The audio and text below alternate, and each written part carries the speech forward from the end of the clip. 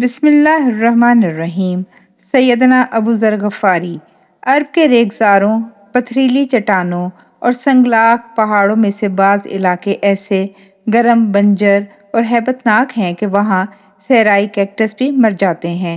ایسے ہی نجد کے ایک علاقے میں ایک انتہائی جفاکش قبیلہ غفار آباد تھا۔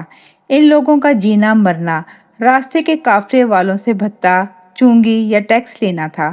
جو چون چران کرتا انہیں لوٹ لیتے۔ لوٹنے میں وہ ماہر تھے۔ پھر ان کے خوفناک گرم بنجر علاقے میں ان سے کون لڑنے کی ہمت کرتا؟ قافلے ارد گرد کے اونچے سنگلاخ نوکیلے پتھروں بھرے پہاڑوں پر چڑھنے کی نسبت ان کے قبیلے سے ہو کر چلنے پہ مجبور تھے۔ ابو ذر غفاری بھی انہی میں سے تھے، مگر کیکٹس خاردار بنجر چبھتے لوگوں میں رہ کے بھی ان کے اندر خوشنما، خوش رنگ، مہکتا گلاب کھلا ہوا تھا۔ ان کا دل کہتا تھا لوٹنا بری بات ہے، مگر مجبور تھے۔ کیا کرتے؟ چپ سوچتے رہتے۔ ان کا قبیلہ تو احترام والے، 4 مہینوں میں بھی اپنی لوٹ مار سے باز نہ آتا، مگر ان کا دل اپنے قبیلے کے ساتھ نہ تھا۔ جب آقا صلی اللہ علیہ وآلہ وسلم کا پیغام حق عرب کے ہر ریت کے ذرے پہ چڑھا، خوشبو بن کے چاروں طرف پھیلا، تو خوشبو ان کی ابو ذر کو بھی پہنچی۔ اپنے ایک ہم خیال بھائی کو رسول اللہ صلی اللہ علیہ وآلہ وسلم کا پیغام حق، جو کائنات کی ہر ذی روح کے لیے سلامتی کا محافظ سنا تھا، اس کی تصدیق کے لیے بھیجا۔ وہ گئے، واپس آ گئے، کچھ بتایا، کچھ بتانا نہ آیا۔ تسلی نہ ہوئی ابو ذر کی، رخت سفر باندھا، خود گئے۔ ان دنوں قریش کے روسا آقا صلی اللہ علیہ وآلہ وسلم کے چاہنے والوں پر بہت برہم تھے۔ اسلام کے پیغام کے وہ شروع کے دن تھے۔ ویسے بھی ابو ذر جس قبیلے کے تھے، اس کے نام سے کیوں اپنا تعارف کرواتے؟ حرم پاک میں زائر کی حیثیت سے آئے اور ٹھہرے رہے۔ کئی دن گزر گئے۔ سوچا آقا صلی اللہ علیہ وآلہ وسلم نظر آ جائیں گے، مگر آقا صلی اللہ علیہ وآلہ وسلم تو کبھی بھی عام لوگوں کی شکل، صورت، لباس، قطع اور انداز سے الگ نہ ہوئے تھے۔ ساری عمر آقا صلی اللہ علیہ وآلہ وسلم نے اپنی کوئی مخصوص شکل، صورت یا پہچان نہ بنائی تھی۔ پہچانتے کیسے؟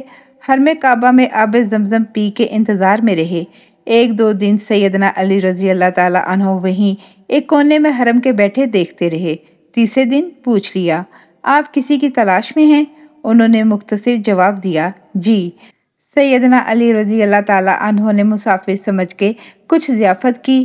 اگلے دن پھر سیدنا علی رضی اللہ تعالیٰ عنہ کا ادھر سے گزر ہوا۔ پھر پوچھا، جس کی تلاش میں آئے وہ ملے؟ نہیں۔ ابو ذر کم گو تھے۔ چند دن تک روز سیدنا علی رضی اللہ تعالیٰ عنہ مسکرا کے نووادی سے پوچھتے رہے۔ ابو ذر غفاری کی جھجک بھی شاید کچھ کم ہوئی۔ ایک دن قریب بیٹھنے کا اشارہ کیا اور سرگوشی میں بولے، بہت دور سے ایک اشتیاق سے آیا ہوں، ایک عظیم ہستی سے ملنے کا شوق کھینچ لایا ہے۔ کن کا؟ وہ جنہوں نے رسالت کا دعویٰ کیا ہے۔ سیدنا علی رضی اللہ تعالیٰ عنہ مسکرائے، بولے، چلو ان سے ملاتا ہوں۔ انہی کا چھوٹا چچیرا محبوب بھائی ہوں، انہی کے گھر انہی کے ساتھ رہتا ہوں۔ وہ لے گئے۔ آقا صلی اللہ علیہ وآلہ وسلم سے ملاقات ہوئی۔ خاردار کیکٹس کے اندر چھپا گلاب کھل کے مہک اٹھا۔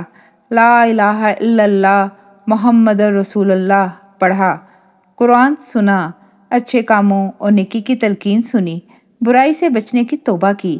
پوچھا، آقا صلی اللہ علیہ وآلہ وسلم جو برائیاں ہو گئیں، چوریاں، ڈاکے، آقا صلی اللہ علیہ وآلہ وسلم نے سمجھایا، اللہ توبہ قبول کرتا ہے، بس پھر کوئی خطا نہ ہو، جو ہوئی ان پہ شرمسار ہو۔ سیدنا ابو ذر غفاری کی تو کایا پلٹ گئی۔ حرم میں آئے تو با آواز بلند کلمہ حق پڑھ دیا۔ ابو جہل قسم کے لوگ وہاں جمع تھے، سب ان پہ دوڑے۔ وہ کئی تھے، ابو ذر اکیلے۔ پھر بھی جتنا زور تھا لڑنے والوں سے لڑے، لوگوں نے انہیں گرا دیا۔ قریب ہی آقا صلی اللہ علیہ وآلہ وسلم کے چچا سیدنا عباس رضی اللہ تعالیٰ عنہ تھے۔ وہ لپک کے آئے اور اپنے مضبوط بھاری جسم کے ساتھ لوگوں کو پرے کیا، پھر ابو ذر کو بچاتے ہوئے ان کے اوپر لیٹ گئے۔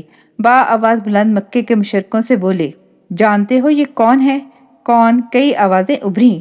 یہ غفاری قبیلے کا رئیس ہے، ابو ذر غفاری۔ ان کو تنگ کیا تو تمہارا کوئی قافلہ ان کے قبیلے کی راہ سے نہ گزر پائے گا۔ لوگ ابو ذر سے ایسے ڈر کے پیچھے ہٹے جیسے سامنے کوئی شیشناگ ہو۔ ابو ذر نے عباس سے زیر لب کہا، انہیں لڑنے دو، اب میں نے کسی کا قافلہ نہیں لوٹنا۔ سیدنا عباس رضی اللہ تعالیٰ عنہ انہیں سمجھائیں، نہ لوٹنا، مگر اب تو بچو۔ سیدنا ابو ذر کا جی چاہتا تھا وہیں آقا صلی اللہ علیہ وآلہ وسلم کے قریب میں رک جائیں، خدمت کریں۔ آقا صلی اللہ علیہ وآلہ وسلم نے کہا، واپس جاؤ، اپنے قبیلے میں پیغام حق پھیلاؤ، پھر جب میں ہجرت کر کے محفوظ مقام پہ چلا جاؤں تو میرے پاس آنا۔ ابو ذر نے حکم کی تعمیل کی، ساری عمر انتہائی سادہ فقر کی زندگی گزاری۔ حرم کی دیوار سے ٹیک لگائے لگائے آقا صلی اللہ علیہ وآلہ وسلم نے ایک بار قرآن پاک کی سورت حمزہ کی ایک آیت پڑھی، رب کعبہ کی قسم، قیامت کے دن یہی لوگ بہت بڑے خسارے میں ہوں گے۔ سیدنا ابو ذر سہم گئے، سوچا کہ کہیں یہ بات میرے بارے میں تو نہیں۔ عرض کی، آقا صلی اللہ علیہ وآلہ وسلم، یہ بد نصیب کون ہے؟ آقا صلی اللہ علیہ وآلہ وسلم نے فرمایا، جو زیادہ دولت مند ہیں سوائے ان کے جو آگے پیچھے دائیں بائیں سب طرف خرچ کرتے ہیں۔ ساری عمر انہیں وہ آیت اور آقا صلی اللہ علیہ وآلہ وسلم کی بتائی اس کی تفسیر یاد رہی۔ ساری عمر ان کا اثاثہ 4 بکریوں، 1 خچر، 1 اونٹ کے بالوں کے کمبل سے بنی خستہ جھگی اور 1 پیالے سے زیادہ نہ ہوا۔ حکم کی تعمیل میں بہت عرصہ اپنے قبیلے میں رہے، رفتہ رفتہ اپنے لوگوں کو راہ راست پر لے آئے۔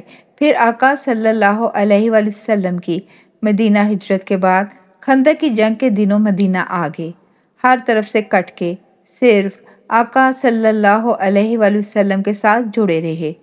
آقا صلی اللہ علیہ وآلہ وسلم کی وفات کے بعد مدینے میں دل نہ لگا، شام چلے گئے۔ مسلمان اس وقت امیر ہو گئے تھے۔ ابو ذر غفاری رضی اللہ تعالیٰ عنہ ویسے کہ ویسے خالی ہاتھ، دنیا طلبی اور ہر عیش و عشرت سے دور، جو کوئی ملنے آتا پوچھتا، ابو ذر تمہارا سامان کدھر ہے؟ کہتے، مسافر ہوں، جہاں جانا ہے وہاں ہے۔ ایک بار شام کے گورنر نے احترام میں 3000 اشرفیاں بھرا تھیلا بھیج دیا۔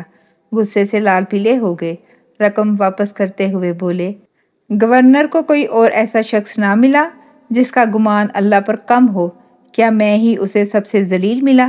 ہجرت نبوی کے 20ویں سال ایک ویرانے میں جان دے دی جس کی پیشین گوئی آقا صلی اللہ علیہ وآلہ وسلم کر گئے تھے۔